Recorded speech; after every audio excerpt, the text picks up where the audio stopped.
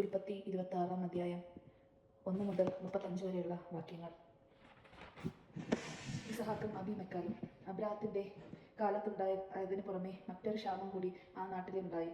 ഇസഹാക്ക് ഗരാറിൽ ഫിലിസ്തീയരുടെ രാജാവായ അബീമെക്കലിന്റെ അടുത്തേക്ക് പോയി. കർത്താവ് പ്രത്യക്ഷപ്പെട്ട് അവനോട് പറഞ്ഞു, ഈജിപ്തിലേക്ക് പോകരുത്, ഞാൻ പറയുന്ന നാട്ടിൽ പാർക്കുക, ഈ നാട്ടിൽ തന്നെ കഴിഞ്ഞുകൂടുക. ഞാൻ നിന്റെ കൂടെ ഉണ്ടായിരിക്കും, നിന്നെ ഞാൻ അനുഗ്രഹിക്കുകയും ചെയ്യും. നിനക്ക് നിന്റെ പിൻതലമുറക്കാർക്കും ഈ പ്രദേശമെല്ലാം ഞാൻ തരും. നിന്റെ പിതാവായ അബ്രാഹത്തിനോട് ചെയ്ത വാഗ്ദാനം ഞാൻ നിറവേറ്റും. ആകാശത്തിലെ നക്ഷത്രങ്ങൾ പോലെ നിന്റെ സന്തതികളെ ഞാൻ വർദ്ധിപ്പിക്കും.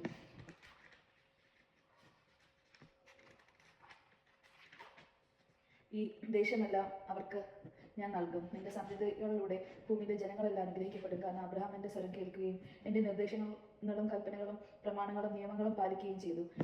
ഇസഹാക്ക് ഗരാറിൽ തന്നെ താമസിച്ചു. നാട്ടുകാർ അവൻ്റെ ഭാര്യയെക്കുറിച്ച് ചോദിച്ചപ്പോൾ അവൻ തൻ്റെ സഹോദരിയാണെന്ന് അവൻ പറഞ്ഞു. അവൾ ഭാര്യയാണെന്ന് പറയാൻ അവന് പേടിയായിരുന്നു. കാരണം അവൾ അഴകുള്ളവരായതുകൊണ്ട് റബേക്കയ്ക്ക് വേണ്ടി നാട്ടുകാർ തന്നെ കൊല്ലുമെന്ന് അവൻ വിചാരിച്ചു. അവൻ അവിടെ പാർപ്പ് തുടങ്ങി. ഏറെ നാളുകൾക്ക് ശേഷം ഒരു ദിവസം ഫലിസ്ത്യരുടെ രാജാവായ അബീമെക്കൽ ജനാലയിലൂടെ നോക്കിയപ്പോൾ ഇസഹാക്ക് ഭാര്യ റബേക്കയെ ആലിംഗനം ചെയ്യുന്നത് കണ്ടു.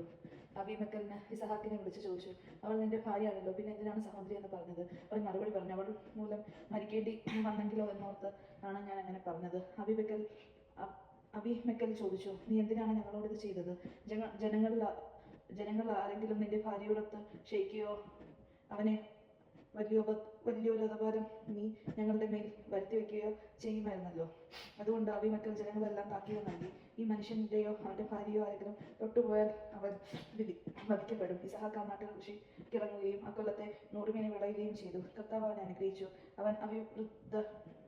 അവൻ അഭിവൃദ്ധിപ്പെട്ടുകൊണ്ടേയിരുന്നു. ക്രമേണ അവൻ വലിയ സമ്പന്നനാകുകയും ചെയ്തു. അവന് ധാരാളം ആടുമാടുകളും പരിചാരകളും ഉണ്ടായിരുന്നു. അതുകൊണ്ട് ഫലിസ്ത്യർക്ക് അവനോട് അസൂയ തോന്നി. അവൻ്റെ പിതാവ് അബ്രാഹത്തിന്റെ വേലക്കാർ കുഴിച്ച കിണറുകളെല്ലാം ഫലിസ്ത്യർ മണ്ണിട്ട് മൂടി. അബീമെക്കൽ ഇസഹാക്കിനോട് പറഞ്ഞു, ഞങ്ങളെ വിട്ടു പോവുക, നീ ഞങ്ങളെക്കാൾ കൂടുതൽ ശക്തനായിരിക്കുന്നു.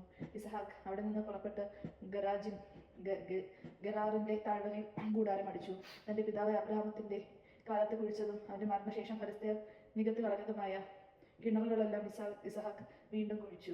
തന്റെ പിതാവ് കൊടുത്ത പേരുകൾ തന്നെ അവയ്ക്ക് നൽകുകയും ചെയ്തു.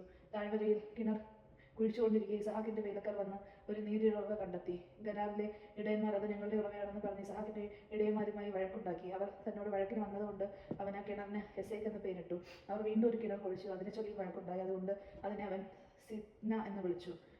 അവിടെ നിന്ന് മാറി അകലെ അവർ വേറൊരു കിണർ കുഴിച്ചു. അതിന്റെ പേരിൽ വഴക്കുണ്ടായില്ല. അതിന് റഹോബോത്ത് എന്ന് പേരിട്ടു. കാരണം അവൻ പറഞ്ഞു, കർത്താവ് ഞങ്ങൾക്കിടം തന്നിരിക്കുന്നു, ഭൂമിയിൽ ഞങ്ങൾ സമൃദ്ധിയുള്ളവരായിരിക്കും. അവിടെ നിന്ന് അവൻ ബേർഷാബയിലേക്ക് പോയി. ആ രാത്രി തന്നെ കർത്താവിന് പ്രത്യക്ഷപ്പെട്ട് അരുളി ചെയ്തു, നിന്റെ പിതാവായ അബ്രാഹത്തിന്റെ ദൈവമാണ് ഞാൻ, നീ ഭയപ്പെടേണ്ട, ഞാൻ നിന്നോട് കൂടെ ഉണ്ട്. എൻ്റെ ദാസനായ അബ്രാഹത്തെ പറ്റി ഞാൻ നിന്നെ അനുഗ്രഹിക്കും, നിന്റെ സന്തതികളെ വർദ്ധിപ്പിക്കുകയും ചെയ്യും. അതിനാൽ അവൻ അവിടെ ഒരു ബലിപീഠം നിർമ്മിച്ചു. കർത്താവിന്റെ നാമം വിളിച്ച് അപേക്ഷിച്ച് അവനവിടെ കൂടാരം മടിച്ചു. ഇസഹാക്കിന്റെ ഭൃത്യന്മാർ അവിടെ ഒരു കിണർ കുഴിച്ചു. ഗരാറിൽ നിന്ന് അബീമെലെക്ക് തന്റെ ആലോചനക്കാരനായ അഹൂസത്തും സേനാപതിയായ ഫിക്കോളും ഒരുമിച്ച് ഇസഹാക്കിനെ കാണാൻ ചെന്നു. അവൻ അവരോട് ചോദിച്ചു, എന്നെ വെറുക്കുകയും നിങ്ങളുടെ നാട്ടിൽ പുറത്താക്കുകയും ചെയ്ത നിങ്ങൾ എന്തിന് എൻ്റെ അടുക്കൽ വന്നു? അവർ പറഞ്ഞു, കർത്താവ് നിന്നോട് കൂടെ ഉണ്ടെന്ന് ഞങ്ങൾക്ക് വ്യക്തമായിരിക്കുന്നു. അതുകൊണ്ട് നാം തമ്മിൽ സത്യം ചെയ്ത ഒരു ഉടമ്പടി ഉണ്ടാക്കുക നല്ലതെന്ന് ഞങ്ങൾക്ക് തോന്നി. ഞങ്ങൾ നിന്നെ ഉപദ്രവിക്കാതിരിക്കുകയും നിനക്ക് നന്മ മാത്രം ചെയ്യുകയും സമാധാനത്തിൽ നിന്നെ പറഞ്ഞേക്കുകയും ചെയ്തതുപോലെ നീ ഞങ്ങളെ ഉപദ്രവിക്കാതിരിക്കണം. ഇപ്പോൾ നീ കർത്താവിനാൽ അനുഗ്രഹീതനാണ്. അവൻ അവർക്കൊരു വിരുന്നൊരുക്കി. അവർ തിന്നുകയും കുടിക്കുകയും ചെയ്തു. രാവിലെ അവർ എഴുന്നേറ്റ് അന്യോന്യം സത്യം ചെയ്ത് ഇസഹാക്ക് അവരെ യാത്രയാക്കി. അവർ സമാധാനത്തോടെ അവനെ വിട്ടുപോയി. അന്ന് തന്നെ ഇസഹാക്കിന്റെ വേലക്കാർ വന്ന് തങ്ങൾ കുഴിച്ചുകൊണ്ടിരുന്ന കിണറ്റിൽ വെള്ളം കണ്ടെന്ന് അവനെ അറിയിച്ചു. അവൻ അതിന് ഷെബ എന്ന് പേരിട്ടു. അതിനാൽ ഇന്നും ആ പട്ടണത്തിൽ ബേർഷെബ എന്നാണ് പേര്. 40 വയസ്സപ്പോൾ ഏസാവ് ഹിത്യനായ ബേരിയുടെ പുത്രി യൂത്തിനെയും ഹിത്യനായ എലോണിന്റെ പുത്രി ബാസ്മത്തിനെയും വിവാഹം ചെയ്തു. അവർ ഇസഹാക്കിന്റെയും റബേക്കയുമായി ജീവിത ദുഃഖം പൂർണ്ണമാക്കി. ദൈവജനമാണ് നാം കേട്ടത്. നമുക്ക് ദൈവത്തെ സ്തുതിക്കാം. ക്രിസ്തു സ്തുതി.